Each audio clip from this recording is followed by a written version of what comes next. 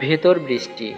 পৃথিবীটা এত ছোট যে দেখা না হতে হতেও হয়তো একদিন দেখা হয়ে যাবে আমাদের।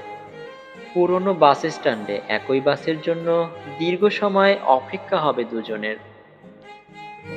আকাশ ভেঙে বৃষ্টি নামবে, মাথার উপর কোনো ছাতা থাকবে না সেদিন।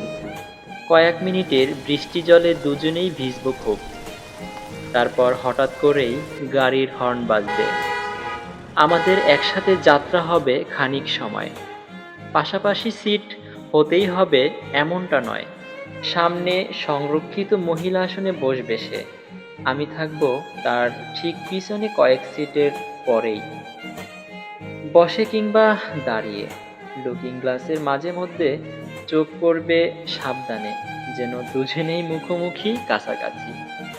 তারপর চোখের ভাষায় অনেক কথা হতে থাকবে। নিশ্চয়ই বৃষ্টি ভেজা কাপড়ে ঠান্ডা লাগবে তার। অনর্গল হাসি, কাশি, ভীষণ অস্বস্তি বোধ হবে। হয়তো কেউ একটু দরদ দেখিয়ে টিস্যু এগিয়ে দিয়ে পরম যত্ন নিবে। কিন্তু আমি কেয়ারই করব না সেদিন।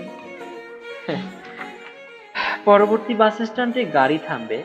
অগ্রিম প্রস্তুতি নিয়ে সামনে গিয়ে দাঁড়াবো, ঠিক তারই সিটের পাশে ঘেঁষে। বিচ্ছেদের মতো করে দুজন দুদিকে নেমেও পড়ব।